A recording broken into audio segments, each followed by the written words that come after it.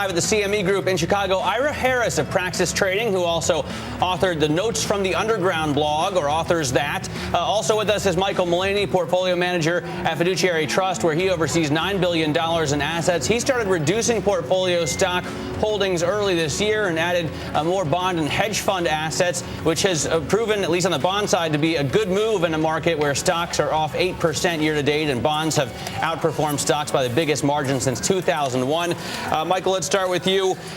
At what point do you turn that bet around, or do you expect that bond side outperformance to continue?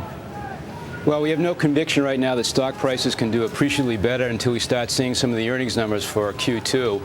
So we've got a couple of weeks before we get a better handle on how the market might perform. But we're not in any rush to get back into stocks at this juncture. We do think that potentially the deflation trade might be the near-term risk, and therefore bonds probably are safe holding on a short-term basis anyways. Hey, Mike, I want to ask you about earnings, because a lot of people who are bullish have been coming on the show and saying we're waiting for earnings. They're going to be encouraging, and that might be a reason to buy. Given the economic data that we've had recently, what does that say about what we're going to get on the earnings side? Well, near term, we think we're still okay once again, for Q2. But going into the latter part of the year, we're much less certain about the earnings picture that we were earlier. As you just mentioned, Carol, the economy looks like it's beginning to roll over at an accelerated pace.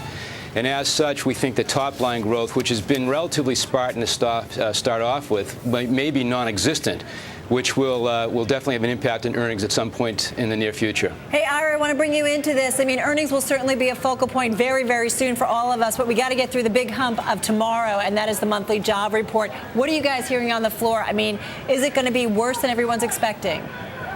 Well, you know what, they're looking, consensus looks about negative 150, Carol. But I think more importantly, you have to focus on what the private sector produces, because the census numbers really skew this badly. So I think we'd like to see on the private sector side about 150,000 net job creation. That would be, I think, somewhat healthy, especially with how much the equity market has been sold off. All right, got it. Hey, thanks. Let's get back to Ira Harris, Praxis Trading. Michael Mullaney, portfolio manager over at Fiduciary Trust. Michael, that jobs report, are you anticipating that it's just going to kind of scare investors even more and make them kind of sit on the sidelines even more, if you will? Well, we're hoping that it's actually more of a positive. As I already mentioned, that down 130 to down 150, we're hoping that gets mitigated by potentially some of the temporary employees down in the Gulf right now, which will offset the census workers. So we actually have our fingers crossed that it might be a better number than is anticipated, which might give the market some near-term support. Hey, Ira, it's Julie here. I was just taking a look at volume today, which is over 11.5 billion shares trading hands. This above average, which is interesting because everybody's been talking about people going on vacation early. If that's what volume is today, what do you think is going to happen tomorrow? We've got the jobs report on the one hand. On the other hand, it's a 3-day weekend. Well, I'm sure in that huge volume is a lot of rebalancing of portfolios. We're on the first day, of course, of a new quarter. And, I'd have to see where that volume shows up, because there are some stocks that perennially throw off some volume numbers that skew the whole thing. And in that regard, volume just does not connote what it did several years ago, because you just see some outlandish numbers in certain sectors that I don't know. I don't give it as much credibility as I once did. Well, I think still, the interesting part of Julie's question is the forward-looking part, right? I mean, tomorrow we have this huge jobs number. Everybody's making such a huge deal out of it. Does everybody stay around? I mean, are traders going to be on the floor ready to react to it, or is it the kind of thing where we're going to see sort of a lagged reaction on Tuesday, maybe less of a harsh reaction because a lot of people are already sort of in the Hamptons?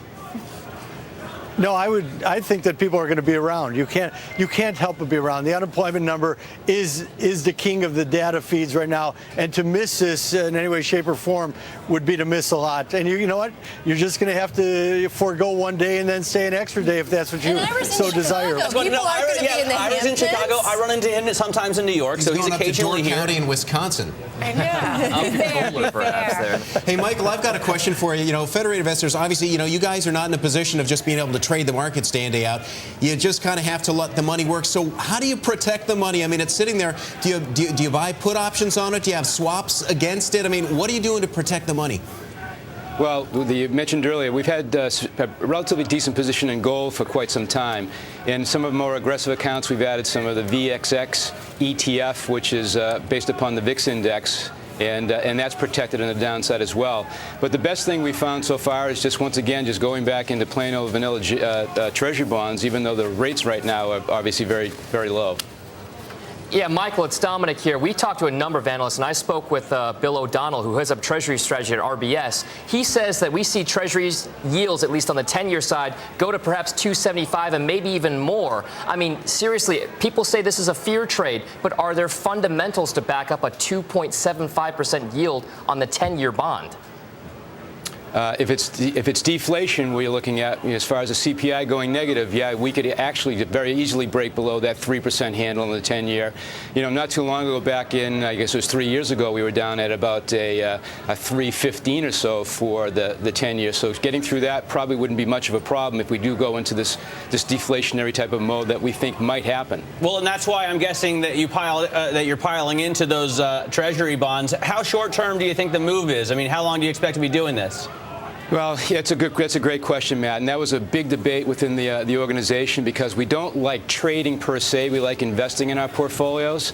And as such, when we start talking about things less than a one-year horizon, we get very skittish about putting those kind of trades on. But that's the kind of framework we're thinking about. Someplace within the next 6 to 12 months, deflation might be the issue that crops to the forefront as far as investors are concerned. Hey, Ira, what about you? Are you concerned about deflation here? Oh, yeah. You know what? Not only am I concerned about deflation, but more importantly, Mr. Bernanke is scared out of his mind about deflation. And I think that the tell will be, I think, Carol, that was you who asked the question. Yep. The tell will be if the Fed starts to reinvigorate a new quantitative ease, because that will drive, of course, their emphasis will be on driving long-term rates even lower. And a lot of this, what's driving this market now, is that people have been terribly, positioned totally wrong. Everybody was buying into this inflation, and they saw gold as a comment about inflation. I've been in the camp that gold is more a statement about the deflationary scare that exists, because you have to understand, the Fed will do whatever it takes to not allow deflation. We're not built like Japan. We are. I know Greenspan talked about it today. We are not built like Japan. We do not have the savings backdrop to muddle through. And if you think that this economy goes into deflation, I'll tell you that unemployment will go to 20%, if not higher, and that is politically a non-starter. So the Fed will not allow deflation. They will do whatever it takes. Ira, it's Dominic here. Here's the thing: we want to put the U.S. in perspective with the rest of the world here. We're one of the only countries not adopting austerity measures, right? We're the ones Correct. spending our way out of this, as opposed to everybody else who's trying to conserve their balance sheets. What is going to go on here in terms of how our economy is going to grow relative to places like Europe? Well, you know what, Tom, that becomes a good question. And if you saw the way the dollar has been acting, not just today we saw a sizable move, but it was interesting that the worst of the worst, which has been the British pound over the last 18 months to 2 years, after they announced their austerity program, the British pound actually started rallying, which flies in the face of conventional wisdom, because when you go into an austerity program in an economy that's already tepid at best, investment should have been flowing away, and you should have seen the pound actually go down. The pound actually didn't. So the market's starting to reward some of that fiscal austerity that we've been heard about, which is why I think the dollar is the inverse. The United States, we are being run by what I call the group of 37ers. They do not want to make the mistake of 1937. They will do everything in their power not to make that mistake. And you saw it out of the G20. Geithner and company really were pushing on the Europeans, especially, don't go down that route. Don't become a new Andrew Mellon and start tightening up at this time. The global economy is way too fragile. Mm-hmm. And right now, the dollar is, and I think that there are people here who would like to see the dollar sell off, that we've gone too far, too fast based on a safe haven. And right. That has not been healthy. Ira, sound pretty fired up. Hey, Michael, I saved 10 seconds for you. Any thoughts in terms of what Ira was saying, just quickly, if you could? He just nailed it. He's absolutely correct. I think that you'll probably see that austerity will be rewarded going forward as compared to free spending. All right, got to leave it there. Hey, guys, thank you so much. Michael Mullaney and Ira Harris joining us here through the close, and, of course, our market reporters right here on set.